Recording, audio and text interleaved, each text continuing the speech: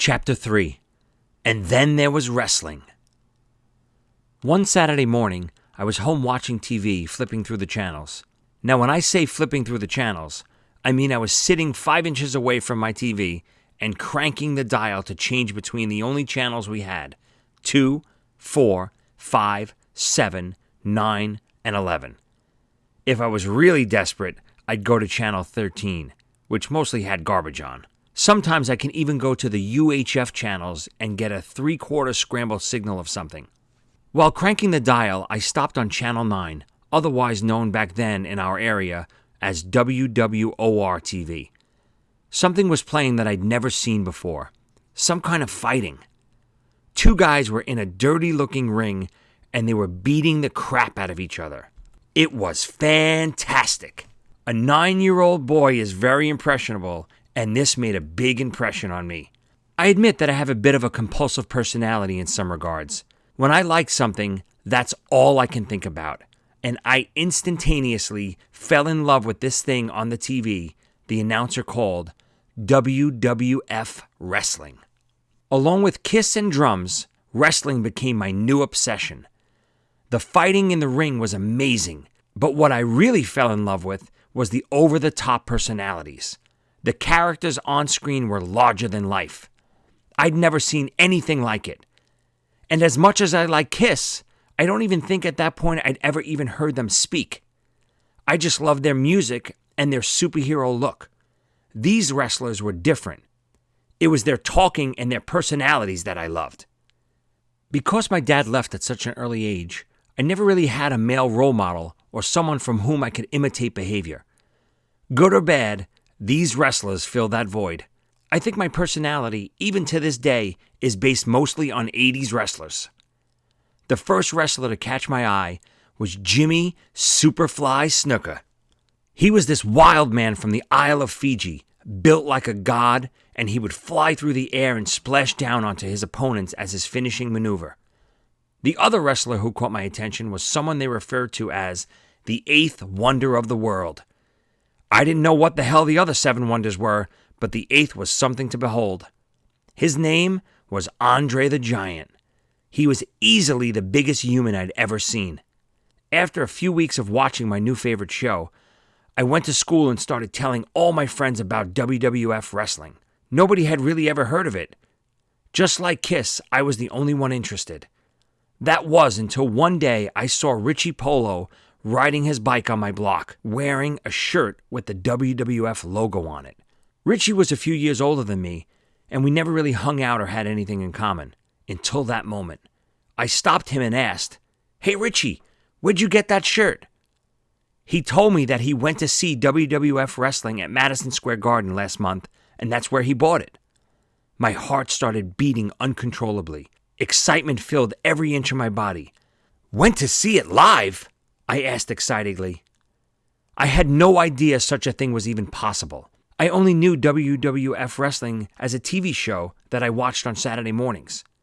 He then told me that wrestling was at Madison Square Garden every month and that we should go. My mind was blown. I could see Superfly and Andre in person, just like I had seen Kiss a few years earlier. I knew what I had to do next.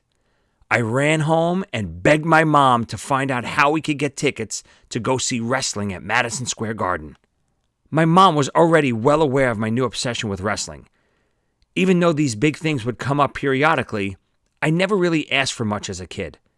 I never had new clothes or crazy amounts of toys, so when I did ask for something, my mom knew it meant a lot to me. She said we would go to Kings Plaza Mall tomorrow, after school, to Ticketron, and inquire about going. I was so excited that night that I didn't sleep a wink. The next day was one of the longest school days ever. Every click on the clock seemed to take an eternity.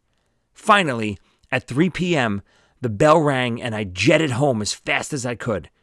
I yelled up to my mom, "Mom, I'm home!" She came down, and since we didn't have a car when I was a kid, we started the long walk to the mall. In fact, after my dad left, we never drove anywhere since my mom didn't drive. I never thought about it twice. It was just the norm for us. We finally arrived about 25 minutes later and entered through the giant entrance. Ticketron was the first store on the right. It actually wasn't really even a store at all, more like a window that you went up to with the salesperson behind it. My mom asked the woman behind the window about wrestling at Madison Square Garden. The clerk told her it's at MSG the last Monday of every month. I said, "Oh no, that's almost a month away." But when my mom asked, "Do you still want tickets?" I think I screamed yes as loudly as I could. The whole mall probably heard me. My mom bought 3 tickets for WWF Wrestling at Madison Square Garden for November 21st, 1983. Only one question remained. How was I going to make it through the next few weeks? It seemed like an eternity. Over the next month, I worked with my newfound friend and neighbor, Richie, to create different signs to take to Madison Square Garden. I didn't really understand this concept at first. Richie explained to me that everyone brought signs to hold up during the matches so the wrestlers could see them. Some signs would express how much you loved a particular wrestler, and some signs would announce how much you hated them. The first sign I made was for my favorite wrestler, Jimmy Superfly Snuka. It was on a big piece of white oak tag and had his name with 2 drawings of hands. Snuka would always do the I love you sign language symbol with his hands right before he would jump off the top rope. It was the coolest thing ever. I made my mom draw the hands for my poster since she was a great artist, as was my brother. I had some drawing skills, but I never really got that gift. I thought my sign was perfect. Richie and I would get together every day to go over what we would do and what we would yell as the wrestlers came out for their match. It was such a magical time, being a kid and not having a care in the world. During those years, they didn't announce who was wrestling until you got to the arena and bought a program with that night's matches listed in it. We both assumed WWF champion Bob Backlund would be defending his title that night, and I was hoping more than anything to see my favorite, Jimmy Snuka, jump off that top rope. Finally, the big night arrived. I remember being in school that afternoon and not being able to concentrate on anything. All I could think of was, in a few hours, I'll be in the same building as the Superfly. Later that night at about 6 p.m., my mom took Richie and me to Madison Square Garden. We took the B12 bus to the D train, and about an hour and a half later, we arrived at the world's most famous arena, Madison Square Garden, the same place that had changed my life just 4 years earlier when I saw Kiss for the first time. I remember the smell of hot pretzels cooking at all the vendor carts right before entering the building. Now, to this day, whenever I smell a pretzel, I immediately flash back to the garden and watching wrestling. I also specifically remember entering on 8th Avenue between 32nd and 33rd Streets, and that Richie and I were beaming with excitement. Richie was showing me all the different merchandise stands as we entered. I begged my mom for a Superfly t-shirt, but unfortunately, it was $20 and way over budget. The only thing that we could afford was a program. I think it was about $2 back then. It had a picture of Masked Superstar on the cover. But more importantly, inside, it had the matches that were going to be held that night. I nervously scrolled down in hopes that the Superfly would be on the card. To my delight, he was wrestling Sergeant Slaughter. While walking the long winding hallways of the garden to get to our seats, a side door opened and out walked a very familiar looking figure. It was Arnold Skaaland, manager of WWF champion Bob Backlund. Richie and I started slapping each other and began awkwardly pointing at Mr. Skaaland. He gave us a kind of wave of acknowledgement and went on his way. I couldn't believe that the WWF World Champion's manager just passed us in the hallway. If this was what going to see wrestling live was all about, I was in for the time of my life. We got to our seats right as the action started. Since my mom could only afford seats up in the blue section, the cheap seats, the ring seemed like it was a mile away. Back in 1983, wrestling didn't have a cool, elaborate set like it does today. There was no big ramp for the wrestlers to walk down either. And this was before the wrestlers even had entrance music. The first wrestler introduced was the Italian Salvatore Bellomo. We were so high up that I couldn't even see him walk to the ring. He was just walking down a simple walkway that was covered by a sea of people. Salvatore was set to battle the evil Butcher Vachon.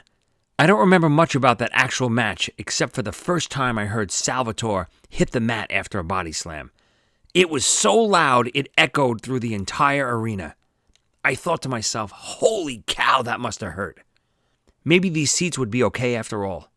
A few minutes into the match, I was so immersed into the environment that I totally forgot I was up in the nosebleed seats.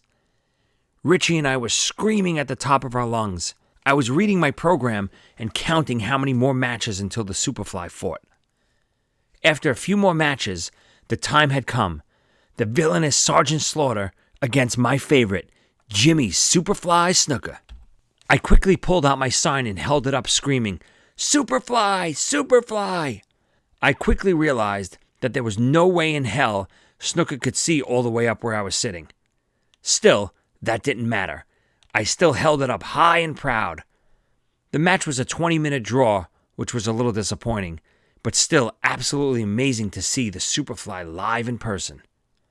The next and final match of the night was WWF champion Bob Backlund versus the Masked Superstar.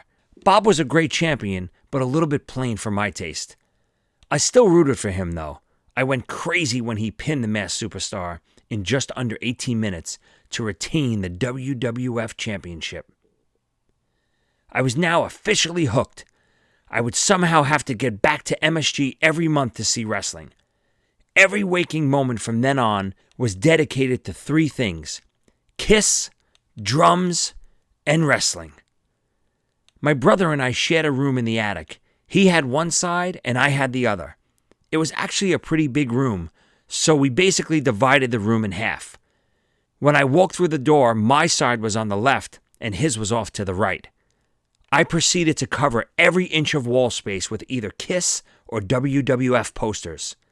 I even covered my side of the ceiling.